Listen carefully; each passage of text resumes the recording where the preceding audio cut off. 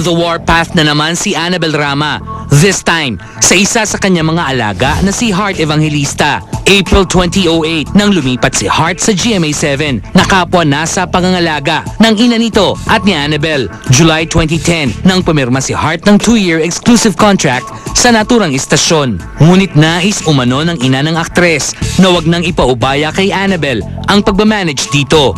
Sabi ko, mag-signing contract tayo bukas, sabi ko sa GMA, kasama ibang talents ko. Can I have the copy of the contract? Ngayong gabi.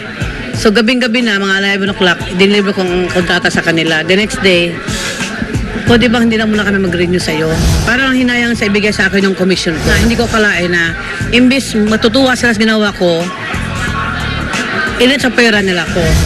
Annabel was referring to a much bigger deal she had reportedly swung with GMA, consistent with Heart's contract upon her transfer 2 years ago. Napakalaki ng kontrata, naduling at ang nalang pagpabasa. The next day, pwede ba ako kumami siya ng anak ko?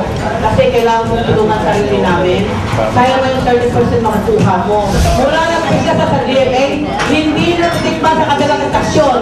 Not even 1/4 ng nakuha kong kontrata sa GMA. Mita talaga siya sa akin. Ang laki ng kontrata na kuha mo sa akin, Heart, umpisa pala sa GMA, gumanda ang karir mo. Yung talent mo, ingrata, walang utang na loob, malalaon din yan.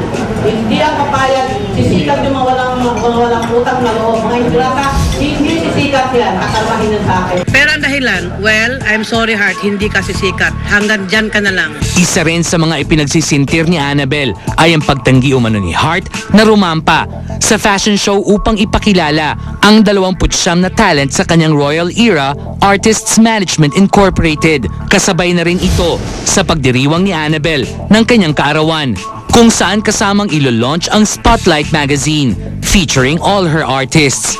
Because of Heart's decline, her name was stricken out sa mga imbitasyon nito.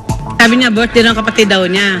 Samantalang po din naman siyang rumampa, tapos pumunta sa kapatid niya. Kasi noong araw pa yan, sinabi na sa akin ni nanay ni Heart, ayaw ni Heart na kasama lahat ng Royal Era Talent. Gusto niya, pag siya press consolo niya, hindi ka pa superstar. Inisyu rin ni Annabel ang recent trip ni Heart sa Japan, kasama ang Japanese boyfriend nitong si Daniel Matsunaga.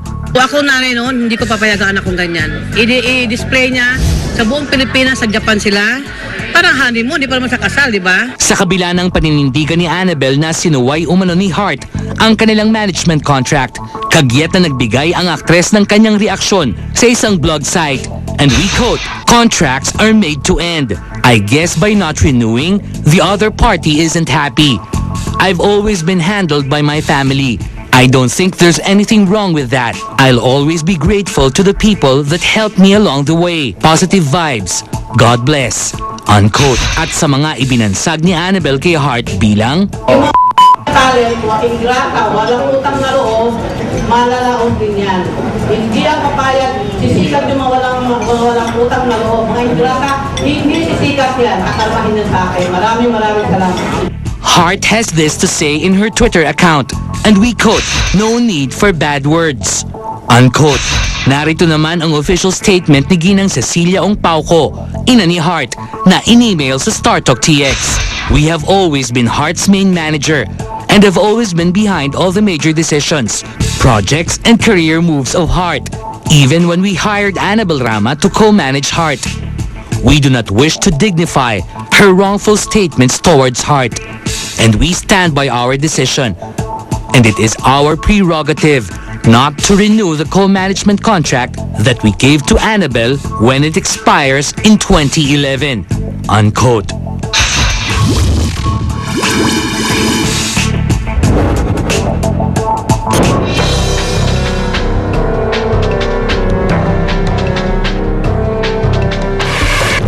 Understand where she's coming from because hindi naman ako nagpapasweldo sa kanya, si James. Hindi ikinutuwa ni Chris Aquino ang mga naging pahayag kamakailan ng abogado ni James Yap na si Attorney Lorna Kapunan sa StarTalk TX Partikular na ikinairita ng TV host ang statement ni Kapunan na posibleng dulot ng negative vibes nilang mag-asawa ang pagkakasakit ni Baby James. I understand that she's the lawyer of James. But she has only known James 3 months. Diba? And my children have been with me 15 years and 3.5 years. So I don't think she should be the one telling me how to mother my children. Aminado naman si Chris na apektado ng separation nila ni James, ang anak nilang si Bimby.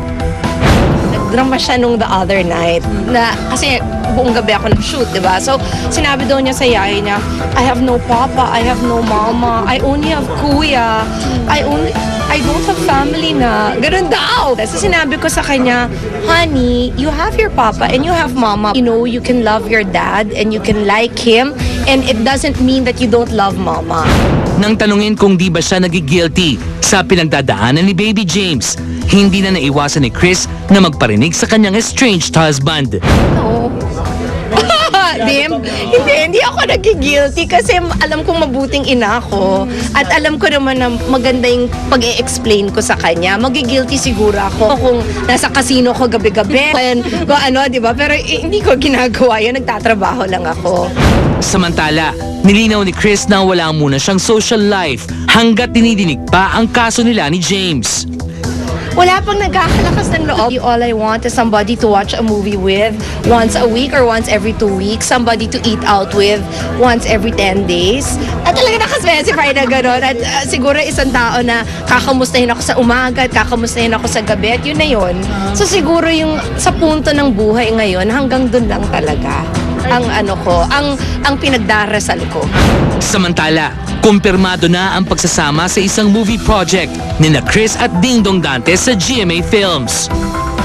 Yes, I'm excited to do that. Hopefully ma-shoot yan between first and second quarter of 2011. But I'm very confident that GMA has lots of stories in store for us na talagang swak-swak para sa akin.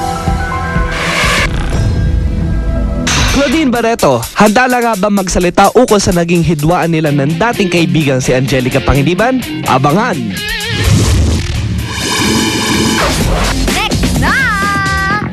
Matapos mag-cancel ang napiling venue at ang pagdating ng bagong project ni Regine Velasquez, preparasyon para sa kasal nila ni Ogie Alcacid. Saan ang nga ba patungo? Masipag ako hindi ako umaayaw sa trabaho. Plus, ayaw kong ma-stress sa wedding. DX3! Next na!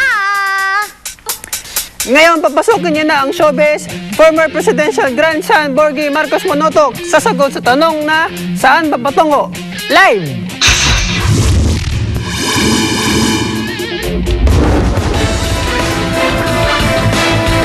Para akong pinagbagsakan ng langit at lupa.